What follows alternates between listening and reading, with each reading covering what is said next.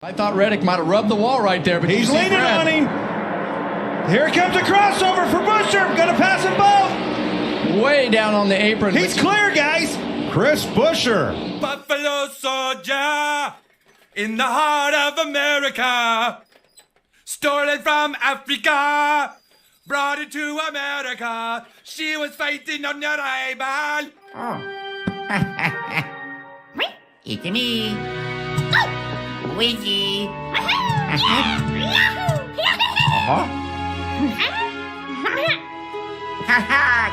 Okay. Oh. I can dig it. The dive bomb. He's going to try to slide him. He's going to try to slide him. Busher got loose. Busher got in the wall. Watch for the 6 car coming. Oh, Brad Busher's just in wished trouble. he was Busher's close enough. loose, and he's looking. He's mad. He's not happy. I think something's wrong. they're both in trouble. Reddick's in trouble. He's got a right rear flat. You better shut your mouth before I shut it for you. What do you want to do, huh?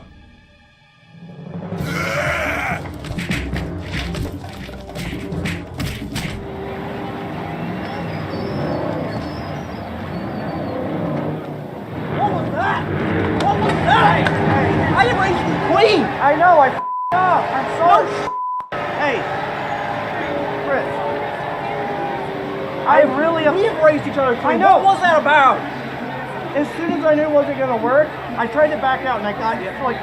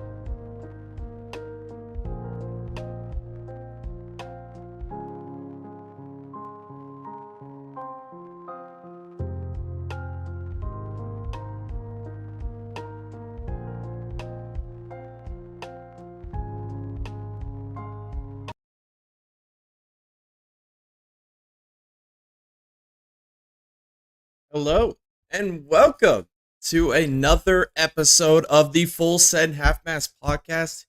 Here tonight, we're running solo. Jared might be joining me here later. We'll see how that goes, having issues with his computer. But if he doesn't make it, it'll be me, your friendly co-host or host of this Full Send Half Mast podcast, the announcer guy in the broadcast booth. But tonight, we're going to be talking about a lot of racing this weekend. Holy cow. Did we have an absolute onslaught of races this weekend, from IMSA to IndyCar to NASCAR to anything and everything in between. I cannot wait to talk about that with you guys here tonight and recap a lot of these races. There was some bangers. There was some absolute bangers this weekend, especially if you tuned into the watch party. What an amazing, amazing race that was, the IndyCar series there at the Indy Road Course. We got Harold Bates, Motorsports in the chat. Dega Boys contingencies were on the car at the historic 441 Speedway this past weekend. Heck yeah, man. I actually watched that video that you posted in the Discord. That looks like a lot of fun, dude. I definitely got to go check that out or come and hang out with you guys one of these weekends soon. That'd be fun. See you guys rip that Crown Vic there around the dirt. That looks like a lot of fun. Holy cow. Oh man, makes me want to jump behind the wheel of one of those things. That was cool. So thanks for tuning in here tonight for the podcast. And you guys did a good job this weekend. That was fun to watch. And then also, I'm going to preview this upcoming week's onslaught of races, we got the Truck Series as well as the All-Star Weekend there at North Wilkesboro. And then we have Formula One is back for the Imola Grand Prix. That's what I want to call it. Emilia Romagna Grand Prix just doesn't roll off the tongue as well, so I'll stick with the Imola Grand Prix. And then what else we have this weekend? Oh, Formula 2 is also racing this weekend at Imola as well. So, and then the main thing I want to talk about here tonight is the Indianapolis 500 qualifying. It is here. We are getting into practice. This weekend is qualifying. We'll have the Fast Six. We'll have Bump Day as well. It's going to be a lot of fun. I'll tell you, go through the entry list, talk about who I believe is going to be the one guy going home, because there is 34 drivers on the entry list. Only 33 make the race. And then I'll also give you my front row prediction, which I feel pretty confident in. And then I'll also end the podcast off with my fantasy picks for the Formula One race this weekend. So, before we get into all of that, we're going to start with the news. So, last week we came on this podcast and we gave you the update there on the Arrow McLaren team there in IndyCar. They released David Malukas before he ever got to even make a start. Typical McLaren BS bullcrap there. But they announced that Teo Porcher will be filling in for the remainder of the season in that number 6 Arrow McLaren machine after the Indianapolis 500, which this weekend, or the Indianapolis 500 will be ran this year by Callum Ilott, which I'm super excited about, and I can't wait to talk about him as well later in this podcast in regards to the World Endurance Championship. What a Chad that guy is. So, yes, Teo Porcher will be in the number 6 Arrow McLaren ride for the rest of the season here in 2024. Also, huge news here from the Michael McDowell camp. He is not going to be returning to Front Row Motorsports. He's actually taking, I believe, in my opinion, he's taken a major pay increase there to go to Spire in 2025, most likely to replace Saint Smith, who is in the Trackhouse pipeline right now. I saw this initially. I thought it was a major L for McDowell. I think it's a major L for Front Row. But from his mouth, he sounds like maybe he wasn't offered that long-term contract there with Front Row. I don't know if... I think it's all money. I really do. I think this is a money move. I think Michael McDowell has maybe not made the amount of money that he probably deserves in his Cup career, and Spire's got more money than God. They basically, I think they're part of the mafia, and so they're going to just throw him a big fat check to jump over there to their program there in 2025. It hurts. It hurts. As someone that's seen the Front Row Motorsports climb to the top, I mean, they're competing on a weekly basis. I mean, if you saw that this weekend at Darlington, McDowell and Gillen both ran inside the top 15 for most of the day. Gillen at one point for the first half of the race ran in the top 10. And they're competing for wins. McDowell's won the 500. He won at Indy Road. There's a few other wins he probably most likely could have had or should have had that went apart. One that really sticks out to me was that Watkins Glen race last year where he had the best car and they messed up on their pit strategies and had a bad pit stop and cost them the chance to win there. But I don't know, man. This kind of stinks. This really does stink. I'm not a huge fan of this move. It's a money move, 100% money move, long-term contract with a big fat paycheck attached to it. You can't blame Michael McDowell for taking this move. Whether it results in wins or competing at a higher level than he was at Front Row, it's too early to tell. But you know what the old saying is, or the old adage is, money talks and BS walks, and I feel like that's where we're at here with McDowell moving over to Spire. It just pains me. It just pains me. I'm gonna move on. It just stinks. It stinks. I really wanted to see Michael McDowell move into an ownership role with Front Row in the future after his driving days were over and really kind of guide this team into the future, bring in some good talent. Him and Gillen are a great combo, a great team. That just stinks. But more NASCAR news here. In 2025, NASCAR has adopted the Denny Hamlin Bracket Challenge. It'll be a 5-week thing. It looks like TNT is going to pick it up. So TNT next year has like a 5-race deal with NASCAR. So this is a 5-week playoff bracket thing. So I think it's a good move by TNT. I mean, you might as well. They already announced they're picking up Junior. So then you're going to add this bracket challenge. So each of those 5 weeks, you're going to be invested in watching because there's all 5 of the weeks that are on TNT. It's 5 different tracks with 5 different rounds for the bracket challenge, right? So I think it's a big dub for TNT. I think it's a big dub for NASCAR. The only thing that I am weary about with this whole situation is why are they giving the driver $1 million? Why shouldn't they be giving that to the broke team owners like Michael Jordan, Roger Penske, Rick Hendrick, Denny Hamlin, Spire, because all these team owners are broke. They're dead broke. So why are we giving $1 million to the driver and we can't give it to the broke owners? I mean, if Joe Gibbs and Denny Hamlin can't buy 5 beach houses on Lake Norman, then what are we doing? This is BS. We need to be giving that money to the owners. Oh man. Yeah, this is great. This is great content. You never know what you're gonna get with this NASCAR crybaby routine out of these owners. But yes, I think it's a big dub. I like it. It'll give you something to invest in into TNT. And if TNT does it right, they'll be able to really make this into their own. They'll be able to make this into a big event. Maybe everybody can fill out a bracket and play along with it. I think it's a great idea. I have nothing wrong with it. So that'll be exciting. Also, more NASCAR news. Cam Waters, it was announced that he was going to be running some races this year with RFK in the Cup Series. Well, he's going to make his debut at Sonoma. Oh, yes. I'm super excited. This is going to be great. Cam Waters is, I think he's comparable with SVG. I'm excited to see. The Aussie invasion is here. It's here to stay. It's on the rise. We've seen Cam Waters make some starts in the Truck Series. Not have very good luck. But, again, it's the Truck Series. And the tracks that he chose to run his couple of select races in there were not good, ideal courses to go run in. So I'm excited to see what he could do here at Sonoma. I think Sonoma is a really fun track, difficult track. I think this is one that's going to fit his style. And RFK cars have been fast. So, especially Buescher. Buescher has been close to winning at Sonoma a couple times now. I think he had a runner-up finish there to Suarez a couple years ago. I think he had a top 5 again last year. So, I mean, it'll be a good opportunity for him. I'm excited to see what he can do. And then also my final little bit of news that I want to talk about here tonight is, oh wait, one more chat time. We'll go back to the chat. Thanks for joining us, everybody. Jared, you lost me at Denny Hamlin. Yeah. Oh man. And then Zach Harold Bates, Motorsports. I love the mates coming. Yes. I do too, man. The Aussie invasion is great. It's great for NASCAR.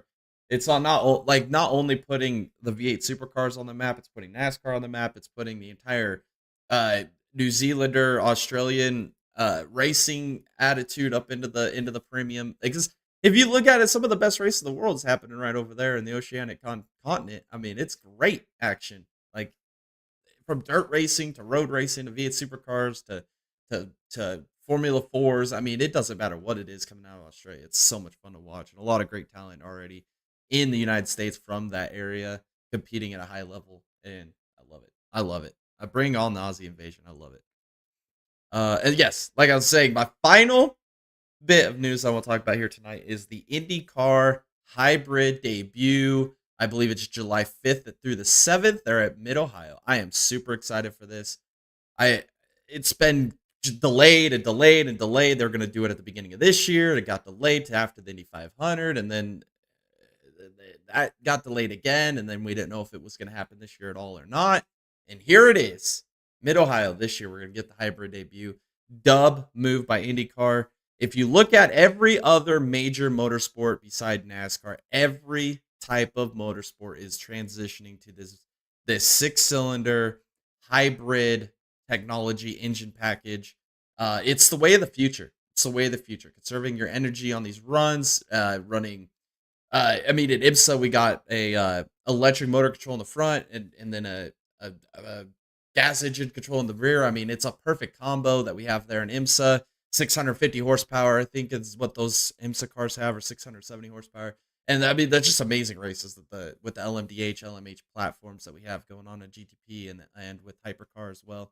And Indy cars rotating that way. Formula One's already into that route, and now we're just waiting on NASCAR. NASCAR's the next one's got to make the jump. We need V6 hybrid package in NASCAR coming up soon. The way I look at it, if we could get a package where you could, IndyCar and IMSA really need to cooperate on this, because if IndyCar could open up their engine rules a little bit, maybe make everything a 2.6 liter, run with that, bring what you have, bring more manufacturers in. If you could bring a engine platform right out of one of those GTP cars and flop it right in an IndyCar and vice versa, then the health of those two motorsports are going to be so amazing. And I'm excited to see what this does. I think it's going to take a while, obviously, to get the kinks worked out. We saw it last year with IMSA, with the GTP cars. That was the first year they introduced it with the GTP car, and there was some little bit of issues, right? But as the year went on, the reliability was better, and it's the best racing platform we have on the market right now with IMSA and also with the World Endurance Championship. World Endurance Championship did it a year early, and then now you see the manufacturer influx. We got Aston Martin looking to get in, McLaren's looking to get in. We've already got Cadillac, Porsche, Ferrari, Azada Fraschini. We've got Peugeot, Alpine, BMW. I mean, it's insane the growth that we have there. Toyota, I didn't even mention them at all. So yeah, it's just, I think that if they could do something like that with IndyCar, this is the first step in the right direction, and it's all looking up for IndyCar. It's all looking up for sports car racing. I love it. Now, if we could just get all the motorsports to buy in now, especially looking at you, NASCAR. We don't want to go electric. We need the V6 hybrids. That's what we need. As a dirt guy, those dudes are wild down there. Yes, they are wild. Those are some of my favorite. One of my favorite guy right now is Callum Williamson in the Aussie 410 sprint cars. That dude can wheel it. I mean, I don't know if you watched the Australia versus US Nationals down there at the Perth Motoplex, but holy cow. Callum Williamson, Rico Abreu, and also Brad Sweet, man. The whole week they're down there. That was just an awesome race. Awesome shows every night. They're just badass racing. I love it. Alrighty. That will cover news for tonight.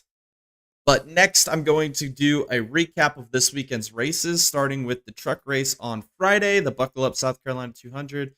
Really, the only things I want to talk about here was Kyle Busch. I believe it was like lap 2 or 3. Racing side by side, I think, for P2, maybe the lead at the time. Gets sideways, tags the wall, and then a few laps later, after we go back to green, he gets back in the wall. His race ended by lap 12. It was bad. Bad performance there by Kyle Busch. Unfortunate.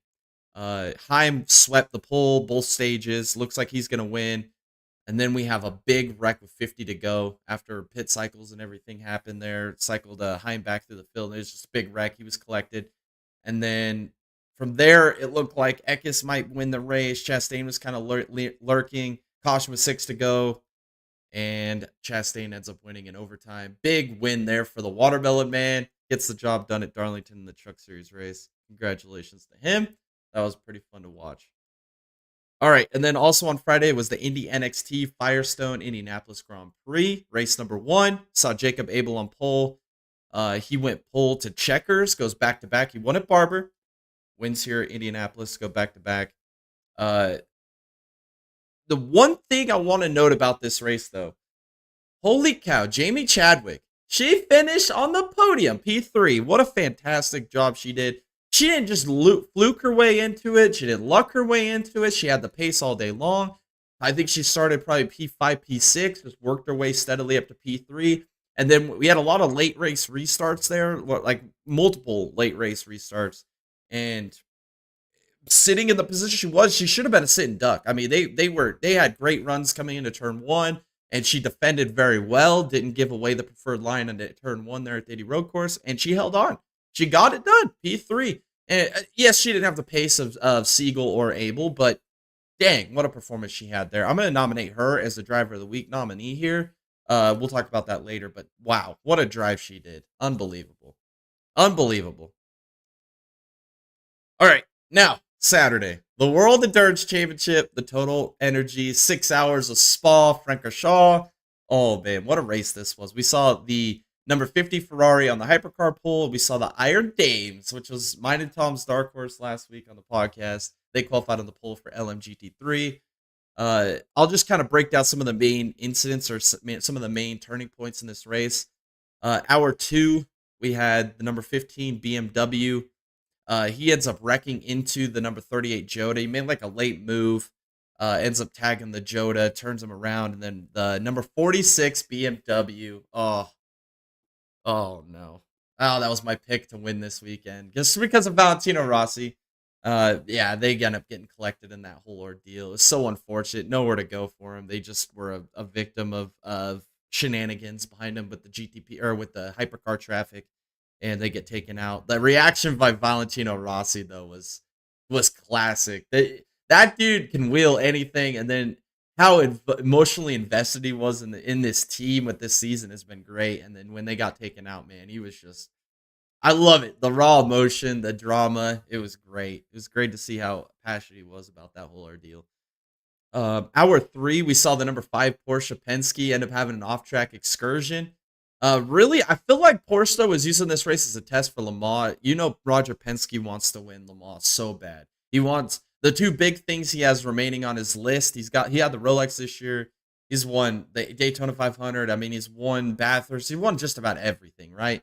The 2 things left on his thing is he wants to win that 20th Indy 500, which are at 19 right now. So this year's a big year for that. And then they also want to win the 24-hour Le Mans. Those are like the last 2 token check marks left on Roger Penske's wish list. And I feel like this was a test for that. Unfortunately, the number 5 Penske Porsche ended up taking an off-road excursion in this race. Ends up ending their race early. And they were running pretty well as well. So that's unfortunate. The major incident, though, this is the one I want to talk about. Earl Bamber, you're going to be nominated for Bonehead Move of the Week. He was closing in on, I can't remember exactly who it was at the time, what car it was, but he was closing in to make a pass on another hypercar.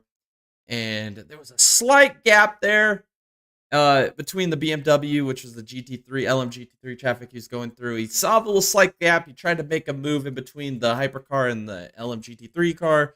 Wasn't clear, gets shot right up into the inside wall and goes airborne. Big, wicked, wild wreck. Oh man, unbelievable. I get the aggression, I get the move, but it was just not warranted right here. With the pace that they had, I mean, they're still in a good podium opportunity to achieve this weekend, especially after last year when Van der Sander ends up putting it in the wall going up a Rouge. I mean, it was like Earl Bamber, man, what were you doing here? The poor BMW, man. If you were a BMW GT3 car in this race, man, you just got used and abused in another situation and nowhere to go. Gets taken out in this whole big kerfuffle, as Tom would say. So unfortunate. Takes them out of the race. And then at the end of this race, we saw the number 60 Lamborghini take the lead in LMGT3. Cycled to lead, I think, with about 16 minutes to go in the race. Looked like they were going to win the race. But as the run progressed, getting closer to the run of checkers, the fuel is an issue, right? Yep, it was. The 60 Lamborghini was basically going to run out of fuel. Coming to the white flag, they had to pit.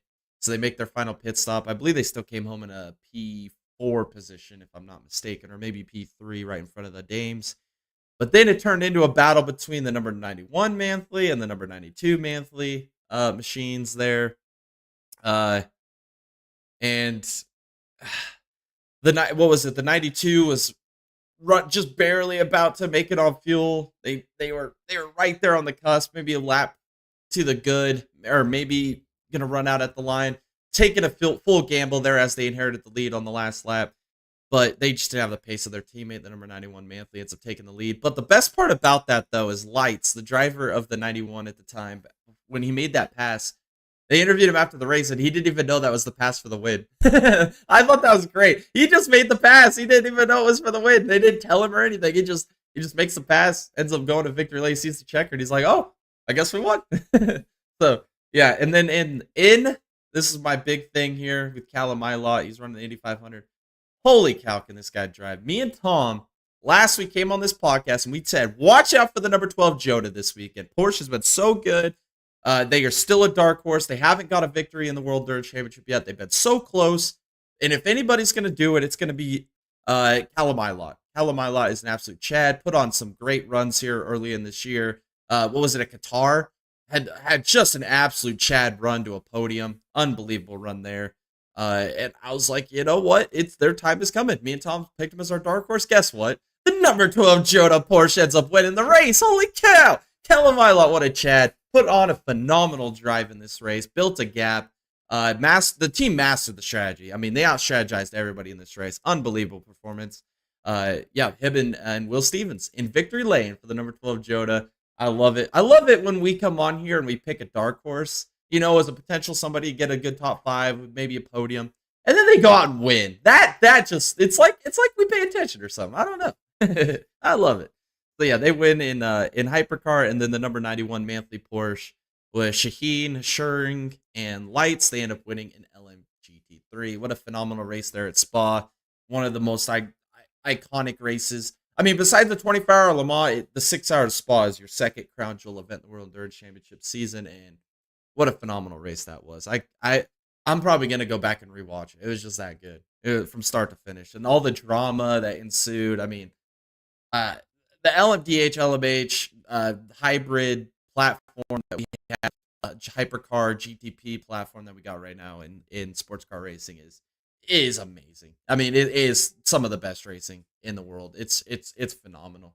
So again, another great race there. And then Saturday, we also had the Xfinity Series, the Crown Royal Purple Bag 200. Custer qualified on pole.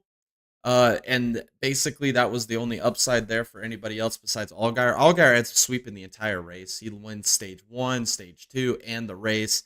Tom was going to take him as his favorite to win the race, changed it to Byron. Byron ended up having issues early, ends up getting one of the Darlington stripes in this race. Multiple laps down, did recover, get back on the lead lap, but he was just so far out of contention there. But then again, we got our weekly caution there with the number 15, our superstar, our all-star, the best driver in the entire world right now. The 15, slap a 15 on it, ends up having a tire go down early in this race, multiple laps down, destroyed that beautiful number 15 Wrangler-esque throwback paint scheme on that race car. But that's enough talking about that. Allgaier gets the job done in the Xfinity Series at Darlington. Then also Saturday was the NXT Firestone Indianapolis Grand Prix Race 2. Jacob Abel again qualifies on pole. And then he didn't really have the pace in race 2. It was a battle between Foster and Collette. What a battle those two put on. I mean, lap after lap after lap. They were just hounding each other. Collette was leading. And then Foster ends up passing him with about 10 laps to go. Finally got by him. Once he got by him, he built a little bit of a gap. And Louis Foster goes on to win his first race of 2024 in the Indy NXT Series. Trying to close that gap back down in the championship. Jacob Abel, Nolan Siegel, they've had all the success so far this season. And then Louis Foster. It's a 3-man battle for the championship in Indy NXT. We predicted in the offseason, and here it is. We're witnessing it now. It's Jacob Abel, Nolan Siegel, and Louis Foster. And here it is. And to be fair, I think last week came on the podcast, I said race number 1 would be won by Louis Foster, and I said race 2 would be won by Nolan Siegel. Well, I kind of messed that up because Abel won race 1, Foster won race 2. I think Tom picked Foster to win both races. He ended up getting one of those, so that was good. But yeah, what a great race. The Indy NXT this year, I was really skeptical about it during the offseason. I was like, oh man, we lost a lot of great talent. We lost Rasmussen, we lost Simpson. We got Foster, and that's about it. We lost Frost is gone out of the series now. I was like, oh man, I don't know how this season's gonna go, and it's been great racing so far. I've really appreciated the NXT this year, living up to being even better than what I expected in the offseason. All right, and then Saturday we also had the Michelin Pilot Challenge Series, the Motul Course de Monterey 120.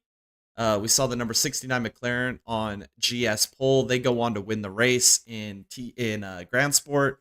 And then also the number 17 Audi qualified on pole in TCR. They go on to win as well for TCR. The major incident in this race, though, we had the number 38 Porsche Grand Sport vehicle end up having a big incident there, getting into the wall, ended their race. That was really the only major incident there. We did see the number 6 Honda TCR go on a big gravel trap excursion. That was pretty damn cool save. He's coming up down the hill before we get towards the corkscrew, and he ends up sliding right through the gravel, full dead sideways, ends up saving it. Unbelievable move, but that really dampened their night. But Congratulations to McLaren with Quesada and Lazar winning in Grand Sport, and then the number 17 Audi with Miller and Taylor winning in TCR. I should have picked them, but I was wishful thinking with my TCR pick. The number 33 Hyundai with Wickens out. I was really hoping they'd pull something together this weekend, but they unfortunately were not. So it is what it is. And then the McLaren, I didn't see that coming at all. Unbelievable pace they had. They didn't even just win this race. They dominated it from start to finish. Great race there at the Pilot Challenge, but just domination. That's all I could say about that. And then Saturday, our watch party. This was an amazing race. I mean, IndyCar is just fantastic. The Soncio Grand Prix at Indianapolis. We saw Alex Palou qualify in pole. Lundgaard took the lead early, though. If you watched the podcast last week, Tom picked Palou, I picked Lundgaard, and that was the battle we saw between those two. Lundgaard got the lead early, was on a little bit different tire strategy, was on the primary tires when Palou was on the alternates. Was able to get a lead, kind of control the early parts of this race. We saw power cycle towards the front of this race there as well. We had Will Power, Alex Palou, Christian Lundgaard, all three of them putting on a fantastic strategy race. Unbelievable strategy race. Every sequence, you know it's a good race. This is my point here. You know it's a damn good race when the camera doesn't leave the lead. When the camera is focused on the lead the entire race, you know it's a good race. And that's what we saw.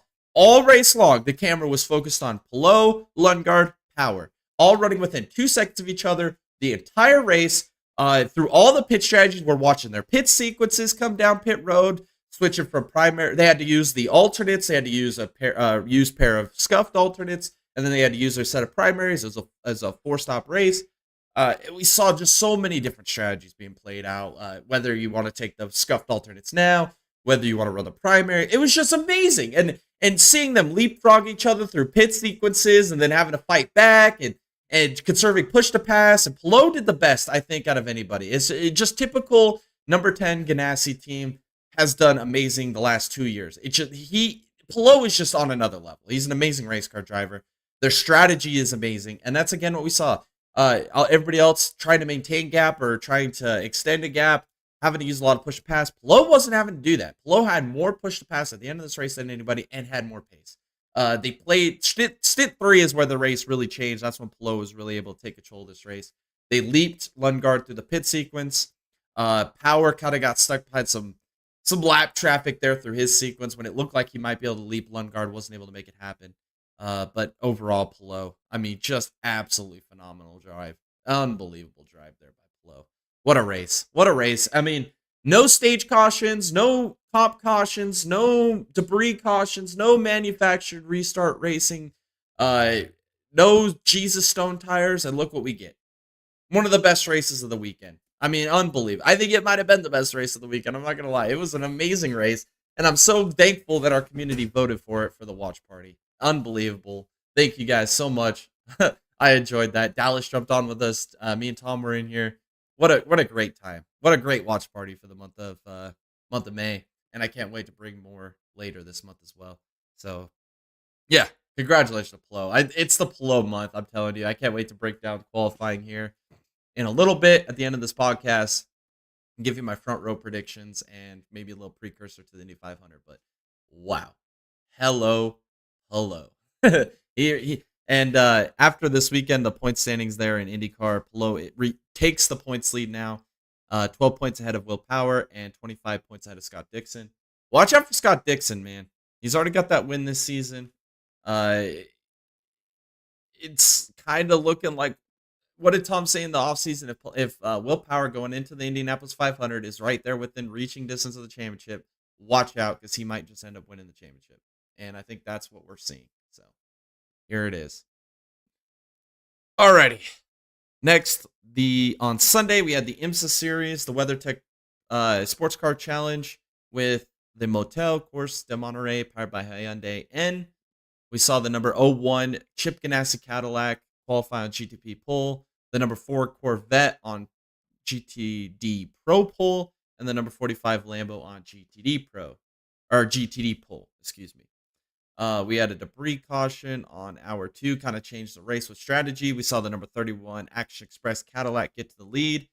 And then it turned into a race between the number 6 Porsche Penske and the number 31 Wheel Action Express Cadillac. They were dueling it out for the win, going through some GTD traffic.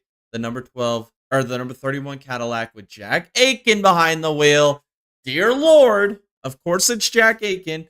Does not do a very good job getting through traffic. Ends up having an off-track excursion from the lead. The number 6 Porsche Penske takes the lead and goes on to win the race. I mean, again, I don't know. I feel like when they lost, or when they have last year with Pipo Derani, I mean, really kind of put that team on his back and won the championship. This year they kind of swapped out and went for Jack Aiken in the secondary car or secondary driver there, and it just hasn't panned out. They haven't found victory lane. They've been close many times, and it's just really not looking like it's their year. It really doesn't. I believe that'll increase the points lead there for the Porsches in the IMSA championship. I haven't got the update on the points yet, so I'll have to pull that up and maybe here in this podcast, and I'll bring those up and see if we can see what that looks like. But yes, the number 6 Porsche Penske with Tandy and Jean-Monnet end up winning a GTP. The number 77 Porsche with Heinrich and Prelo win the GTD Pro race, which they've been really good all season long. So that doesn't surprise me they got the win. And then in the GTD class, we saw Windward, the number 57 Mercedes with Ellis and Ward end up winning GTD.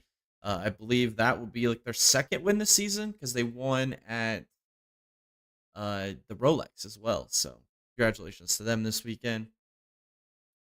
All right. Now, the final race of the weekend that I'll recap here tonight is the Cup race, the Goodyear 400 at Darlington. We saw Tyler Reddick qualify in pole. Kyle Larson ends up winning stage 1. It looked like I picked Kyle Larson to win this race. I thought that he was going to be pretty dominant. It's the month of May. He's already off to that hot start there at Kansas. I mean, it just seems like everything storybook-wise line up for a Larson-esque month. He ends up winning stage 1. And then we had a few different cautions there in stage 2. One of them including Ryan Blaney, Martin Truex Jr., William Byron. William Byron goes 3 wide to the inside. Maybe not give enough room there to Blaney and Truex, and Blaney ends up getting the bad end of that deal. Gets all fired up on the radio, says he's gonna kill some people, and didn't have any nice words to say at the post race interview. I mean, I love it, dude. I want to see this out of Ryan Blaney more. This guy has the potential to be an absolute superstar. He's a champion now. He's won some of the big races in NASCAR, and now here he is. Having some radio banter, some memorable moments there. I love to see it. I want to see more out of this with Blaney. Yes, Byron did make a mistake there, but let's fire up Blaney some more. We need to see this. Their performances have been there this year. You can see the frustration kind of boiling over a little bit there with him, and I love it. I'm here for it. Let's bring it on with some more Blaney content. Reddick ends up going on to win stage 2. Him, Keselowski, Buescher were probably your 3 best cars in this race, and that's what we saw towards the end of this. Before we get to the final little shenanigans, if you watch the intro to this to the podcast, I'll talk about that here in a minute. But the major incident here was with Kyle Larson on lap 41. Ends up having a flat tire, ends up wrecking. Really, probably one of your top 5 best cars of the day. Should have been like a 4th, 5th place car at the end of this thing. Ends up wrecking out there with 41 laps to go. Excuse me. And then we have a great battle here at the end of this race. The final restart. We have Keselowski v. Reddick. They're door banging, wheel banging, side-by-side action. And then off at turn 4, they end up making some contact, slowed them both down. Chris Buescher again with with a move of the year contention again. He's going to have 2 nominations early in this year, man. He goes 3 wide to the apron, ends up sending it into turn 1, clears both of them before they get to turn 1. Unbelievable. I thought he was going to check out and just absolutely dominate the rest of this race and win it because it looked like Reddick and Keselowski were just slowing each other down too much still at this point. But unfortunate for Buescher, he allowed Reddick to close back in late in this race. And with 9 to go, Reddick, maybe a little daring move. Actually, not even just a little daring move. A very well daring move to absolutely ruin his race. We've seen this before with him. He just doesn't have that it factor, doesn't have that closing ability, I guess, that you see with a lot of these other drivers. This is probably why he doesn't win a whole lot. But yeah, he makes a daring move into Buescher, puts them both in the wall, and ends both of their races. I mean, that it was over. They both had flat tires, some damage.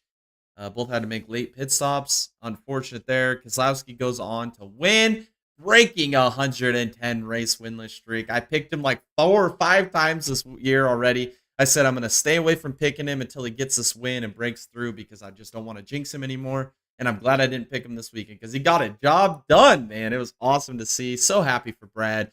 I've been waiting to see the American flag come back out with a race victory, the Polish victory lap, the celebration. I mean, I love it. He wins as a team owner in the number 6, puts a 6 back in victory lane. I love to see it, man. That was awesome. That was awesome to see. I'm happy for Keselowski finally getting the job done there with RFK. Unbelievable. But the end of the race, the drama that we see, man. Buescher gets out, confronts Reddick, shoves him. They get in a little bit of an argument, tussle, hissy fit. I love it. I love the drama. I like it so much. I put a short out the other day. It was like the different angle scene of what happened there between those two at the post race. I love it. Fired up was Buescher. The post race interview with Reddick. I mean, it is what it is. He made a mistake. He owned up to it. I mean, but you can't blame Buescher at all in this situation, man.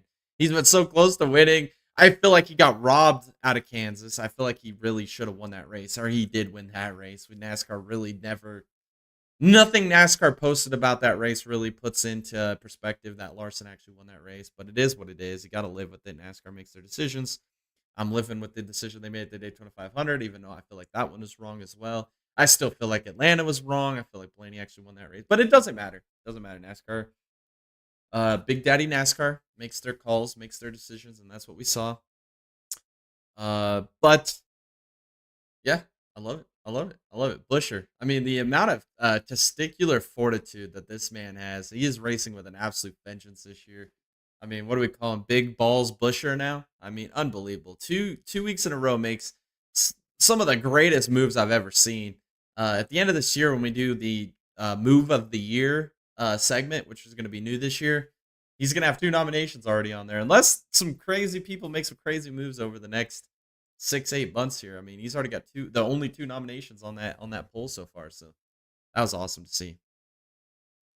All right, Cup Series points real quick before I get into driver and bonehead moves of the week. Cup Series points are Larson still leading them with 486. 30 back is Truex. And then Hamlin has moved into the 3rd, passing Elliott, 39 points back after Darlington. This weekend is All-Star Weekend, and I'll preview that here in a minute. Drivers of the week. Jamie Chadwick, P3 in the Indy NXT. Unbelievable job. Race 1 there at Indianapolis. There is good female race car drivers.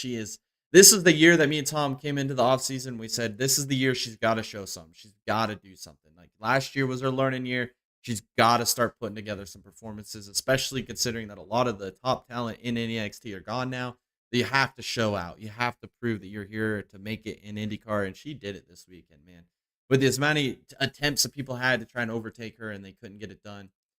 Great job there by Jamie Chadwick this weekend. Unbelievable with that P3 finish. And then obviously I'm going to nominate my boy Callum Ilott on his win in the World Endurance Championship. Unbelievable race that he put together there the month of May. And here he is already winning there at Spa. Gets one of the Crown Jewel events knocked off his bucket or off his list now. Now he's going to be moving into the Indy 500 this upcoming weekend. Not this weekend, next weekend. We'll have qualifying this weekend, though, and I'll talk about that here in a minute. But Callum Ilott, unbelievable driver. I'm super excited for him. I wish, but I mean, Jonah doesn't want to let go of him. I wish he would have stayed with Arrow McLaren in that 6 and stayed in IndyCar. But, it is what it is. He's going to still be kicking butt there in the World Endurance Championship, and I can't wait to see it as this season progresses. And then for driver of the week, final nominee, I'm going to nominate Josh Berry, P3 in the Cup Series. What a turnaround by Stewart-Haas this year. Josh Berry has been like that one driver besides Priest. We haven't really seen anything out of Priest this year, which has been surprising. But Josh Berry was that one driver. We really haven't seen anything. It seemed like it was the Briscoe-Gregson battle between those two to who's going to be the head honcho there at SHR. They both had good runs this weekend, but Josh Berry gets that P3 finish in Rodney Childers' throwback scheme, so I thought it was pretty cool. I figured I might as well nominate him because that was a surprising performance there for him. And then Bonehead of the Week, I'm going to nominate Rafael Marciello. He was the driver of that number 15 BMW that ran into the number 38 Jota, taking out multiple contenders in this race. Again, just like the Earl Bamber move, which is the next nominee, just an over-aggressive move. So I'm going to nominate Rafael Marciello and also Earl Bamber for their aggressive moves in the World Endurance Championship. And then my final one, I'm going to nominate him just because, I mean, he could have finished P2 and still had a great points day. Tyler Reddick, walling Chris Buescher. I mean, you can't do it. You can't do it. You just can't. You can't see it. Can't have it. So I'll nominate him this week. Alrighty. Now.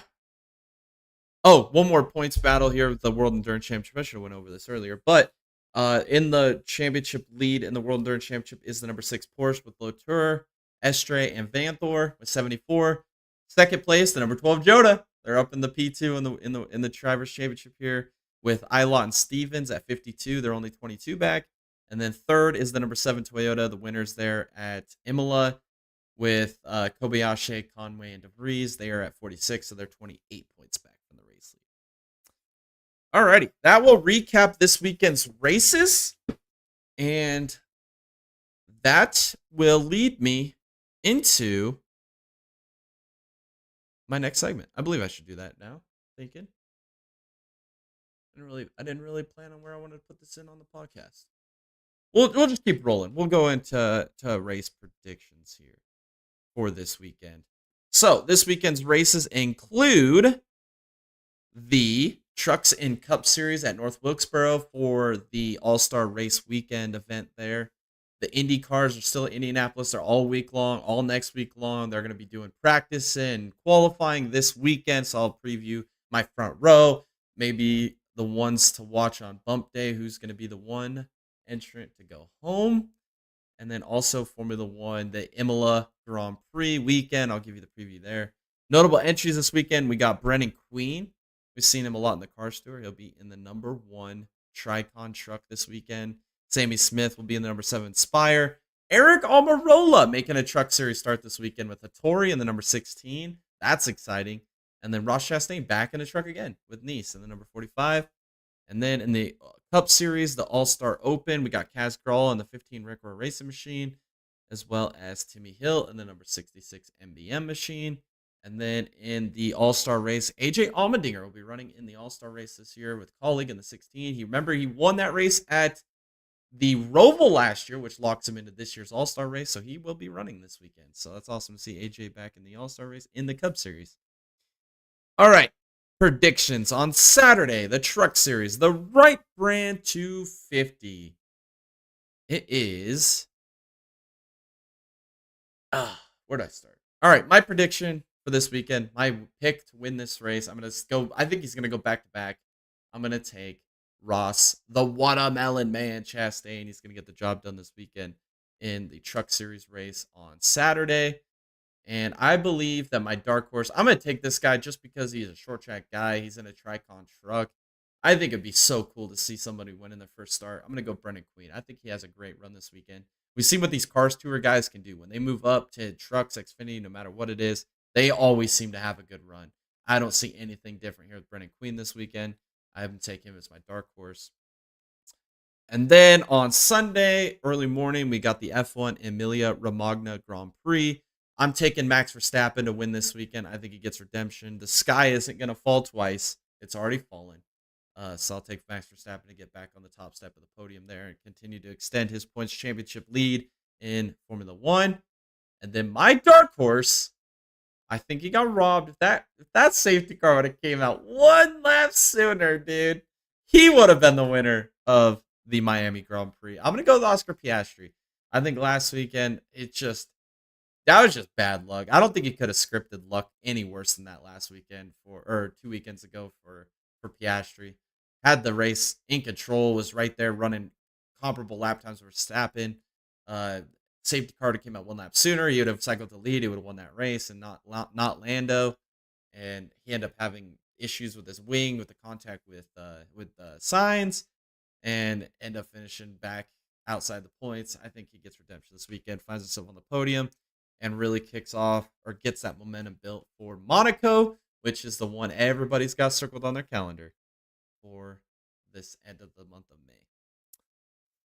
All right, Indianapolis 500 qualifying this weekend. My front row, and I'm going to stick with this as my front row, Alex Palou. He will be your pole sitter for this year's Indianapolis 500. It is Hello Palou season. He wins the Grand Prix. I believe he'll win the pole, and I believe he will also win the Indy 500. That's my precursor pick for next week. But he is going to qualify in pole. Palou is on another level. Hello. I think he's going to win the pole. Front row, Rinus VeeKay. Hear me out on this one. He qualified on the front row last year. Every year he's been at the Indy 500, he has made the Fast Six. And I think if he makes it again to the Fast Six, he's going to put that thing on the front row. I'll put VeeKay on my front row. And then, you know what? I'm doing it. My final front row nominee here. Callum Ilott. Oh, man. I was like, you know what? I think it'd be an Arrow McLaren car. I'm not going to put Larson on there. I feel like that's just kind of be a little bit too unrealistic. I was thinking maybe Pato O'Ward. But you know what? I'm sticking with my main man, Callum Ilott. He wins the World Dirt Championship at Spa. He's going to carry that momentum here into the Indy 500. And Rosenquist, I believe, had that 6 machine on the front row last year. Why can't Callum Ilott do the same? I think he can. So I'm going to do the same front row as last year, Palou, VeeKay, and the number 6 McLaren. But instead of Rosenquist in it, it's Ilott. That will be your front row for the Indianapolis 500. And then when it comes to who goes home, one unlucky driver is going to be going home. One unlucky team is going to be going home in this year's Indianapolis 500. Could it be Cooter Daly? I don't think so. Dreyer Reinbold puts a lot of effort into the Indianapolis 500, and I believe that him and Ryan Hunter-Reay will be fine there out of the, I guess it's the Cusick Motorsports, Dreyer Reinbold, whatever you want to say. I think they'll be fine. But then you look at other people that could potentially miss it. Pietro Fittipaldi. With RL. I don't know how I feel about him. I don't know. We got Christian Rasmussen. Can he make it into the Indy 500? I don't know. With that Ed Carpenter race machine, that's going to be interesting to watch as well. And then you look back at Dale Coyne Racing with Nolan Siegel, Catherine Legge. One of them not make the Indy 500. I don't know. And then I guess the last person I'd put on there at my my wonder list, Stingray Robb. Oh, Stingray Robb. Oh, man. I don't know. With AJ Foot Racing. But I think when it's all said and done, I think the person that does end up going home this year from the Indianapolis 500, the one that does not make the race this weekend, Kyle Larson. No, I'm just kidding. No, he'll make it. I think it'll be Catherine Legge, the 51 Dale Coyne machine. I think that will be the one that doesn't make it. And I don't think it is anything to do with driver ability or talent. I just think Dale Coyne is in an interesting predicament here. It could be Nolan Siegel too. I don't know. I feel like one of those Dale Coyne cars are going to be going home this weekend and not running in the 108th anniversary of the Indianapolis 500. So that's my prediction. I think it'll be one of the Dale Coynes, and I think between Nolan Siegel, Catherine Legge, I would probably put Catherine Legge maybe a little bit more at risk than I would Nolan Siegel. Alrighty. Now, the NASCAR Cup Series All-Star Open on Sunday before the All-Star race. The top 2 get in to the All-Star race and then a fan vote, so that would put it up to a 20-car field for the All-Star race. But my pick to win the Open, I'm kind of a homer here. Even if he doesn't win, he'll probably finish P2. The guy that was in this car last year, Josh Berry, he ended up making it in. I know Bowman's strong suit is short track racing, or weak suit, is short track racing. But, you can't deny he's in a Hendrick machine. I think he'll get the job done this weekend. I think he'll win the Open or finish P2. And then my others lock in here for the All-Star race. I think it'll be Gibbs. Gibbs last year, the 48-54. There were the 2 cars last year that advanced in. I think it's the same again. And then I think when it comes down to fan vote, it could be anybody. It could be anybody, honestly. Hocevar, that'd be cool. I'd like to see that. So that's my predictions for the All-Star Open. And then when it comes to All-Star race, this dude absolutely obliterated the field last year. Outsmarted everybody did. Cliff Daniels up on the box. I think they do it again. They bring the pace that they had, the absolute speed that they had. They're gonna absolutely dominate this All-Star race. I'm gonna take Kyle Larson. He's gonna win the All-Star race. And then my dark horse, I have no idea. I'm throwing a dart at a board here. Maybe it's because I like the guy. Maybe it's because I feel like he's underrated. I'm gonna take Michael McDowell. I think Michael McDowell is going to surprise people this week in the All-Star race. That pit crew has been on fire. They're in that Penske Alliance. Watch out for Michael McDowell this weekend to do some great things in that number 34 in this All-Star race event. No NASCAR fantasy this weekend, but I did update my Formula One fantasy grid. So my Formula One fantasy update here is I got Verstappen still, but then I threw in Sainz. Then I threw in Hulkenberg, Ocon, Bottas. I feel like all those drivers are the best drivers in their respective teams this year. But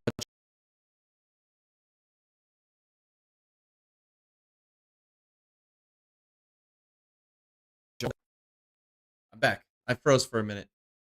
I don't know what just happened there. That was interesting. But I'll repeat my fast lap. I got Verstappen, Sainz, Hulkenberg, Ocon, Bottas, and I believe all 5 of those drivers are the best drivers on their respective teams. I was able to budget all of them in, so I'm sticking with that for I'm gonna stick with that for this weekend at Imola, and I'm also gonna stick with it for Monaco as well. So there won't be any changes. But then for my manufacturers, I was also able to budget these in. I put on Ferrari because at the end of the day, I had Red Bull, and Verstappen was giving me a lot of points, but Perez has been non-existent, and he's just going to continue to be that way. It just is what it is. Sainz and Leclerc have been right there battling for podiums all year long. So I'm going to throw in Ferrari as my main manufacturer here. And then my secondary manufacturer, I'm going to go with Sauber. It's the only other team I can afford, and really purely because of Bottas. I feel like the bad luck that they've had this season has got to be disappearing a little bit, right? Like, come on. It's Bottas. There's no way it's going to continue all the way through the year. So I'm going to stick with, I'm going to put Sauber and Bottas on there. They're good budget, and I feel like their luck has to turn around. All right. I think that would pretty much do the podcast. I didn't have much other stuff to talk about here tonight. I kind of tried to go briefly through a lot of those race previews there because there was a lot to get to. But fantastic racing. Great racing so far this month of May. And it's going to continue this weekend. We got the All-Star race with NASCAR. I know how the fan reception is going to be. Everybody's going to absolutely hate it. And they're going to just diss on it and just... This could be the death knell to North Wilkesboro this year. Especially with them trying alternate primary tires. I am not a fan of this. I am not. All you got to do is just bring the Bristol tire back and call it a day. But we're never going to see that. That's not going to happen. It's unrealistic. NASCAR loves their Jesus Stone tires, so that's what we're stuck with. But I don't know. We'll see. I think it's going to be a failure with this primary alternate. I'm going to be a little optimistic here. I'm going to say maybe it won't be. I'm just going to go into it with a good mindset. We'll see. But that'll be Sunday, the All-Star event. And then Indy 500 qualifying. I'm super excited for it. I can't wait to see what happens there. Who's going to make it, who's not. Bump day, Fast 6, front row. It's intriguing, man. It's intriguing. What can Larson do? It's going to be wild. But this week, I was going to do a conspiracy moment of the week, but I just really don't have a good one for you guys. I really don't. I really don't. I really don't. I guess I could. I could do the one that I was going to do. Yeah, you know what? I might as well. You know what? A little bonus segment here for you guys. We'll just do it anyway.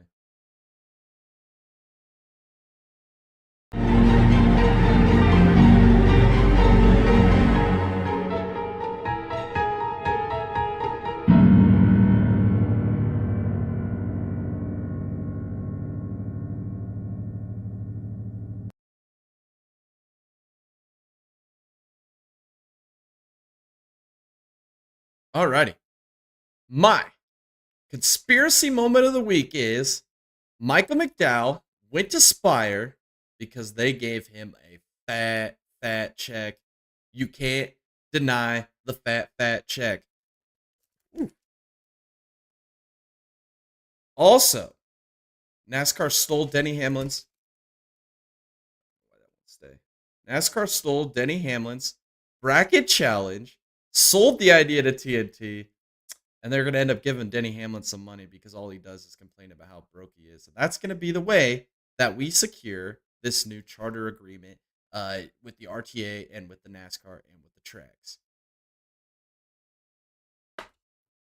And that's it. That's it. That's all I got for Conspiracy Moment of the Week.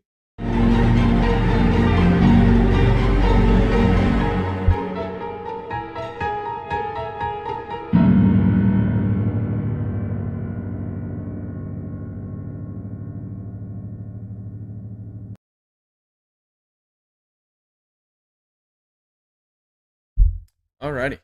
Well, I need to get a new hat or something. That thing just doesn't want to stay on my head anymore. I don't know. When I way designed it sits on here perfectly, but not anymore, I guess. But yes, that will pretty much do this week's podcast here for the Full Send MS podcast, episode 70 here on May 14th. This week is a pretty narrow week on the broadcast and streaming schedule. We have tomorrow we're off with the Motor City Trucks back markers. Their season is complete, so nothing on Thursday, nothing on Friday like usual, and we will be back on Saturday for the final round of the Elite 8 with the PSR Truck Series at Martinsville, and then we're off on this Sunday. No broadcast or anything there, and then on next Monday we're off again. So the next time you'll see me is on Saturday, and then next Tuesday. So, and then we'll be prepared for the big onslaught of races on Memorial Day weekend. There on Sunday, multiple watch parties. I cannot wait to get into these watch parties with you guys. I can't even wait. I'm jittery, man. I'm so excited. We're gonna have Monaco in the morning. We'll have the Indy 500 in the afternoon, and then the World 600 there to cap off the evening. I've got all of them scheduled right now on the channel, so check and see what time those are on. Turn your notifications on for those so that you can stay up to date when those actually go live. We're gonna have a cast of characters in there for sure. I know Dallas wants to jump in, probably do all of them. Talk to Jared. Jared wants to do at least the Indy 500 with us, maybe more. Me, I'll be here for all three of them. It just is what it is. It's what I want to do, so I'll be in all three of them. I'm not sure about Tom. I'm sure Tom will probably be here for all three of them. I'll have to see what his schedule looks like that day. Excuse me, I got the hiccups.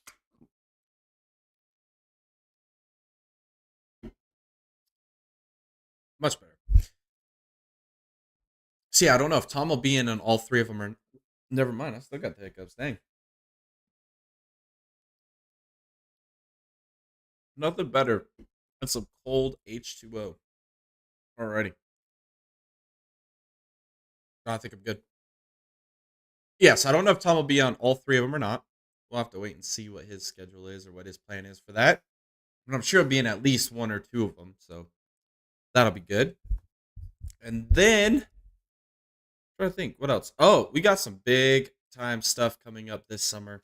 I know Tom kind of hinted at it on our broadcast on Saturday about what I've got planned for this summer, but I did last year, if you guys tuned into the channel, I did a short track feature for the Meridian Speedway, which is my local home track. I live a couple blocks away from it. It's just right down the road. I try to go there whenever I can.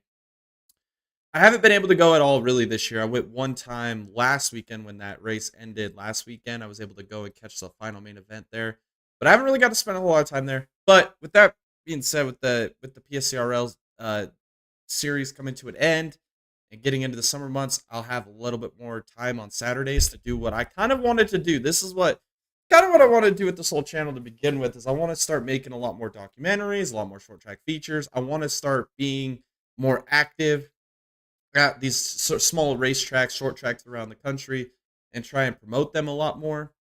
Promote a lot of these smaller series, because there's other than the big stuff, like the major motorsport series that we cover a lot here on the channel, there's a lot of good racing going on around the world. And I watch a lot of it. Like, if you guys just knew how much time I spend sitting here watching racing on a weekly basis, or how in the loop I am, I mean, you guys would think I'm a nerd. I kind of am a nerd. I kind of waste my life away here watching racing, but I love it. This is what I love doing. This is what I enjoy the most. So, making all those crash compilation videos for you, a lot of that stuff, I watch a lot of those races that you see on those crash compilations. That's how I come across them and see them, when I make them. So, I just love all types of racing, and I really love short track racing. That's where I began loving and falling in love with racing, and eventually led me on to other motorsports. And now I love it all. I love it all. Anything with four wheels and a motor, man, I'm here for it, dude. I love it. So that's what I want to do this summer. I got some equipment that's going to allow me to do this. I believe my brother Jared, which he didn't make it on this podcast today, having some computer issues, unfortunately, because he wanted to join me, but we'll get those sorted out, and he'll join us for some more. But talk to him a little bit, and maybe he'll be able to come help me do some of these short track features and be my cameraman, help me out with some of these. So that's what I want to do a lot, is bring a lot more of those to you. I also want to do a lot of documentaries. There's some documentaries I've had in the works for a while now on this channel, and my video editing software. I just haven't been able to finish them. With the busy schedule that we have. Like, I gotta work, to be able to make money to continue doing this. And your guys' memberships, which I want to thank everybody that's a member of this channel. Dallas Seward has been an absolute awesome member of this channel. I can't thank him enough for everything that he does to help us out with this channel. I mean, he is always here to fill in when we need him, always jumping on watch parties, helping us out whenever we need it. Broadcast booth, it doesn't matter. If we ask him for help, he's most likely there to help us out, and gifting a lot of subs and memberships to people, so I appreciate him a lot there. But yeah, the member, or the documentaries is really what I want to get into. I really want to make a lot of these cool racing documentaries, and I think that there'll be a lot of success. There's a lot of stories and untold stories of a lot of racing history that hasn't been told or shown on the internet that I would like to touch into and bring to light to the world. So there's a lot of stuff that I would like to make. I made a few little smaller documentaries. I made one about the worst NASCAR race in next gen era. There's more that I want to make. I want to make one on the Triple Crown. I want to make one on, well, I don't want to spoil it. I don't want to spoil any more than that, because I don't want anybody to steal my ideas. No, I'm just kidding. But yes, I would like to bring some of those documentaries out to you guys, and those short track features. Those short track features, I believe, are going to be a hit. And I want people to realize that there's other great racing, and go support your local short track. Like Zach Bates earlier in the chat, he's over here at the historic 411 Speedway. That's so awesome. I'd love to go and do a short track feature there someday. You know what I mean? I'd love to do some of that stuff. I'd love to travel and go and be able to do a lot of those opportunities. And that's what I would like to bring to our YouTube content, or to our audience, because we've built really, in my opinion, I think this is the best motorsports group or community in the internet. I really do.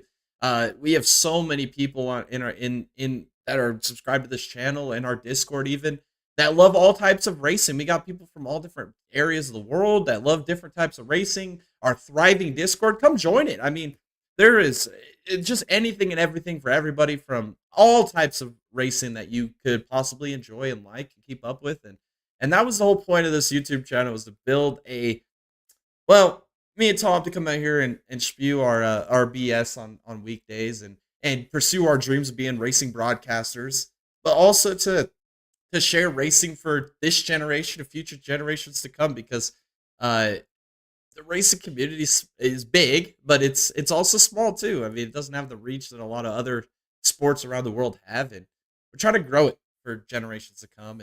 And racing's just amazing. I mean, it's one of the greatest things on planet Earth, and the health of it is important to us, and that's why we try our best to maybe be a little critical at times, but we do it out of a good place. So, and if anybody is able to listen and maybe hear somebody else's opinion of maybe we're wrong, because we're not right. I mean, me and Tom we say it all the time. We're just a couple idiots on the internet, but I mean, it is what it is, man. We want to hear your guys' opinions too, and it means the world to us. So thank you guys for everything that you guys do to support our channel, with all the subs, all the likes, all the comments. It just means the world to us here at the Digga Boys, and we're excited to just keep bringing more content to you. And then also,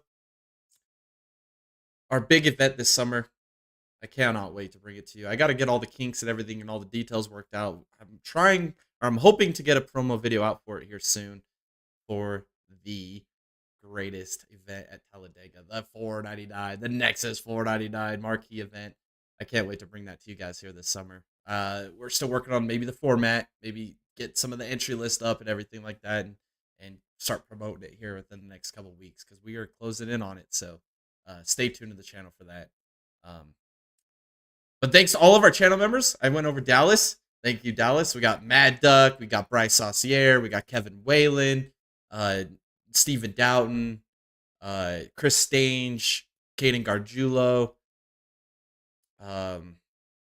Goodness gracious. I think I'm missing at least half that list there. Javon Thompson.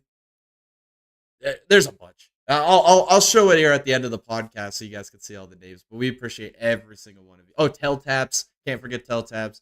Oh man, you guys saw that short that I made there a couple of weeks ago or a couple of days ago from the Backmarker season finale there in qualifying. What a great moment that was. Appreciate all the great on-track content there from him.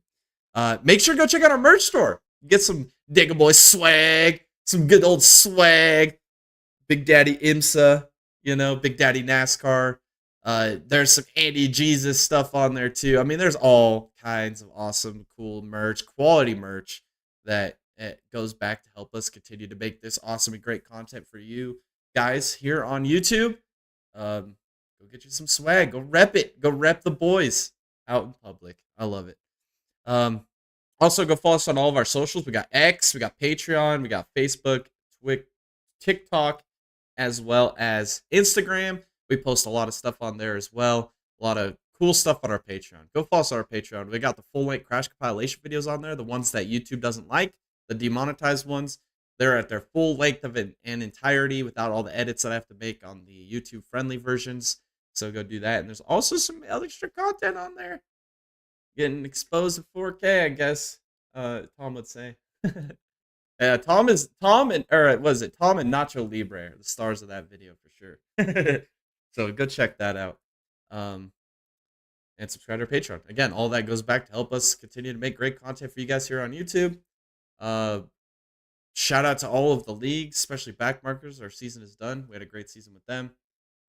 Figured I'd mention that since we haven't really talked about that since the end of the season. So, yes, thank you again. Another great Tuesday podcast here, Full Set MS podcast, episode number 70 with the Dega Boys.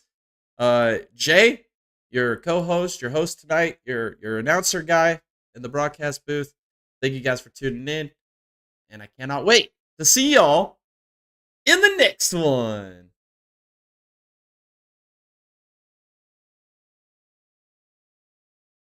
I thought Reddick might have rubbed the wall right there, but He's leaning on him. Here comes a crossover for Busher. Gonna pass them both. Way down on the apron. He's clear, guys. Chris Busher. Buffalo soldier in the heart of America, stolen from Africa, brought into America. She was fighting on your rival. Oh. It's me. Wheezy.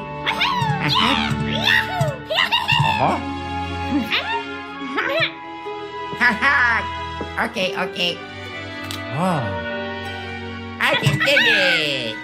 The dive bomb. He's going to try to slide him. He's going to try to slide him. Busher got loose. Busher got in the wall. Watch for the 6 car coming.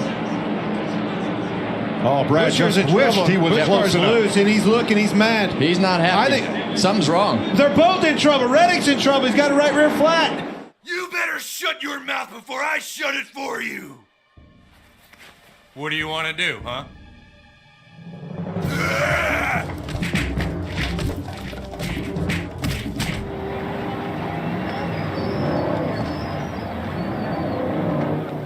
What was that? I didn't raise you clean. I know, I f***ed up. I'm sorry. Hey, Chris. We have raised each other clean. I know. What was that about? As soon as I knew it wasn't going to work, I tried to back out and I got like